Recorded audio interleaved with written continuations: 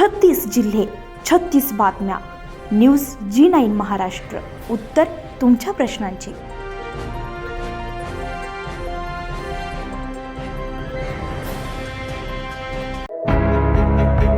तिवसा तालुक्यातील ग्राम मोझरी येथे दिनांक 11 जून 2026 रोजी सायंकाळी प्रशासन आणि जनतेमध्ये थेट संवाद व्हावा या उद्देशाने अमरावतीचे जिल्हाधिकारी माननीय आशिष एरेकर हे नुकतेच मोझरी गावाच्या मुक्कामी आले होते.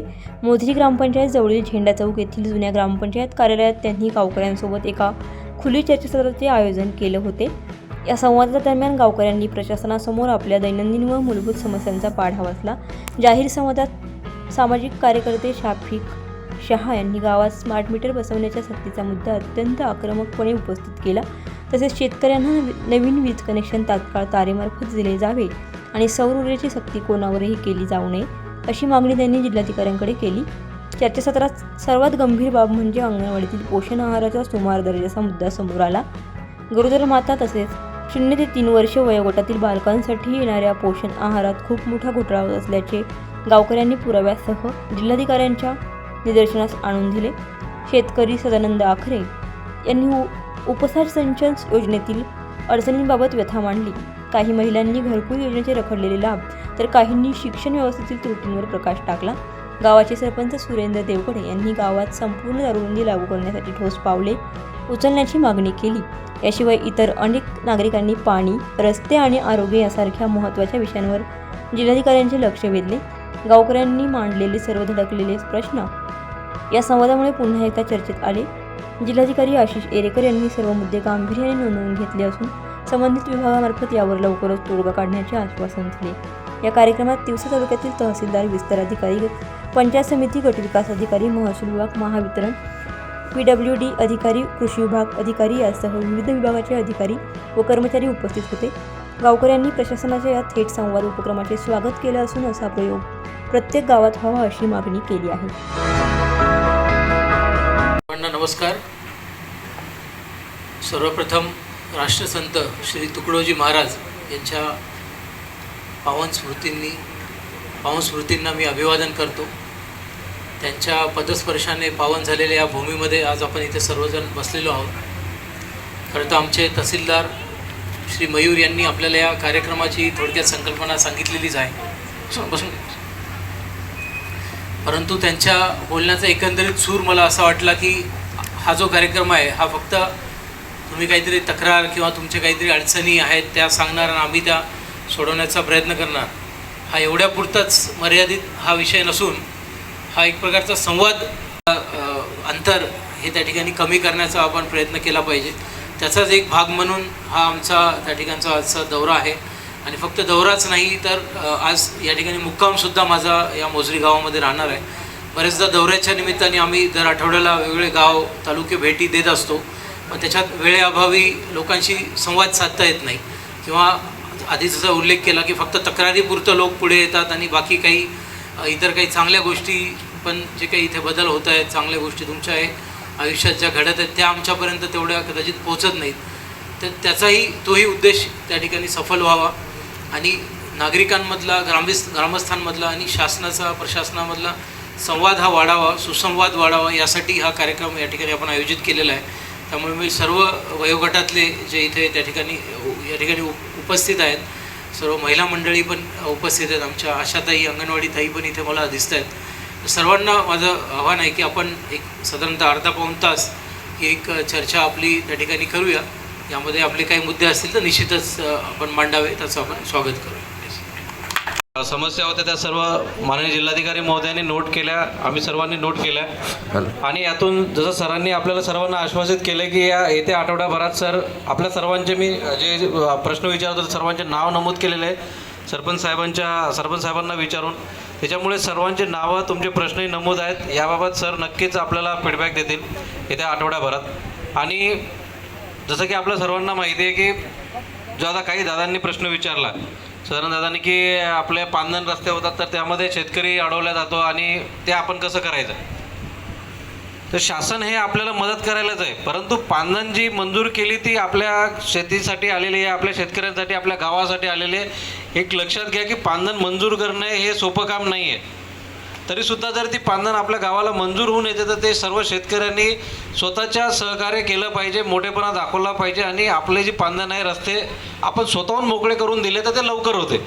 परंतु काय होतं, आमच्याही निदर्शनात आलेलं आहे की म्हणजे बऱ्यापैकी पूर्ण 1 किलोमीटरपर्यंत होऊन जाते, 950 मीटर होऊन जाते आणि ते ठराविक थोड्याफार 100 मीटरसाठी म्हणा 550 मीटरसाठी कोणीतरी अडवून ठेवतं आणि ती पांधन पूर्ण होऊ शकत नाही.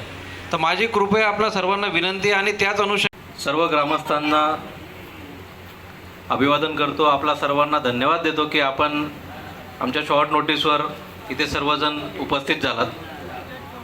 माननीय जिल्हाधिकारी महोदय, आपले उपविभागीय अधिकारी दराडे साहेब, सर्व तालुक्याचे सर्व अधिकारी कर्मचारी व इथे जमलेल्या सर्व सुजाण नागरिकांना पुन्हा एकदा मी अभिवादन करतो. आपल्या सर्वांना धन्यवाद देतो की आपण इथे उपस्थित झालात. सर्वप्रथम आपणा सर्वांनाच माहिती आहे की प्रशासन हे सहसा आपण कार्यालयातून आणि जसं आपण बोलताना उल्लेख केला की माननीय मुख्यमंत्री महोदयांनी उल्लेख केला, असं आपण उल्लेख केला तर तो सुद्धा तपासून पाहतो. पण तुमच्या म्हणण्याशी मी एकंदरीतपणे सहमत आहे की तुम्हाला विश्वासात न घेता ते करायला नाही पाहिजे. आणि त्याचं स्मार्ट मीटरचं मुळात आता काही जर नवीन संकल्पना ती येते आहे तर ती तुम्हाला एकदा समजून सांगून ती अंमलात आणली पाहिजे, ह्या मताचा तर निश्चितच मी आहे. आणि एक्झॅक्टली त्याच्यात म्हणजे तुमचा विरोध असतानाही तो बसवला गेला आहे का ते मी तपासतो. पण आता नेमके उपकार्यकारी अभियंता उपस्थित आहेत तर त्यांचं काम आहे फक्त अंमलबजावणी करणे. हे कंपल्सरी आहे नाही याच्याबद्दल त्यांना अधिकारिकरित्या सांगता नाही येणार. त्यामुळे मी मुद्दा लिहून घेतला आहे आणि आपण जे कोणी बोलत आहे त्यांचे नाव नंबरही मी लिहून घेतो आहे. तुम्हाला निश्चितच या आठवड्याभरामध्ये फोन येईल. माझी नकाशावर जो काही रुंदी असते ती खुली करण्याचं काम हे महसूल विभागाचं आहे, ते आम्ही करतोच आहे.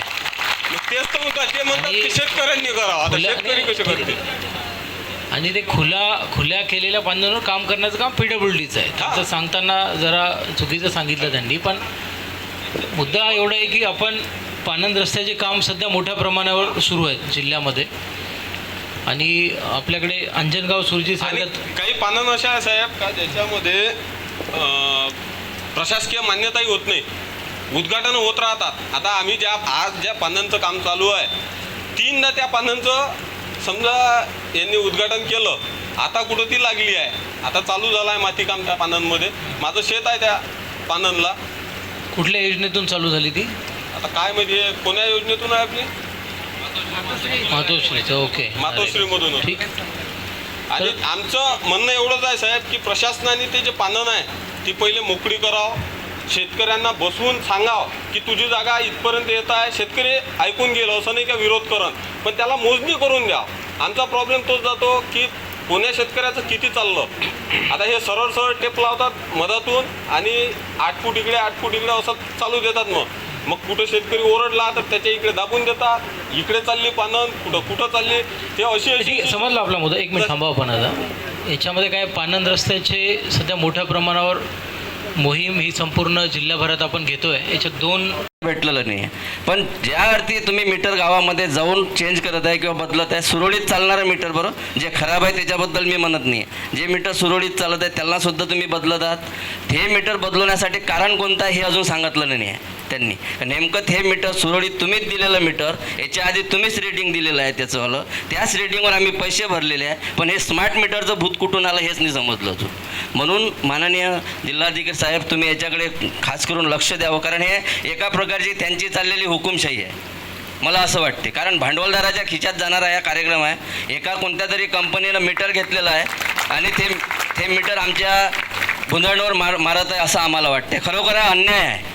कारण पहिले तरी आम्ही ह्याच्यात सगळेच लोक असं नाही आहे का बिल भरत नाही आहे. सर बिल भरत आहे म्हणून MSCB चालत आहे, महावितरण चालत आहे. बिल जर नाही भरलं असतं तर ते कधीच दुकानदारी बंद पडलेली असती.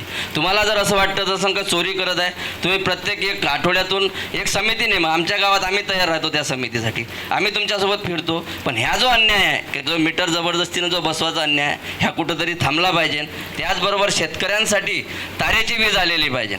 कारण सर खरोखर यांचं तर मुळात काहीच नाही, स्मार्ट यांचा कार्यक्रम नाही आहे, MSCBचा स्मार्ट कुठंच कार्यक्रम नाही आहे. कुठं आळी पडली ट्री कटिंग करायसाठी ते वेळेवर ट्री कटिंग करतात, जेव्हा वाराजून सुरू होते तेव्हा ट्री कटिंग करते, ज्यावेळेस ट्री कटिंग करायची आवश्यकता असते त्यावेळेस ट्री कटिंग करत नाही. नेमकं ज्यावेळेस आमचा सिंचनाचा कार्यक्रम असतो, काही कार्यक्रम असतो, त्याच वेळेस यायची लाईन 3-3 घंटे सर गायब असते. न्यूज G9 महाराष्ट्रासाठी प्रतिनिधी नंदिकिशोर मते, दिवसा.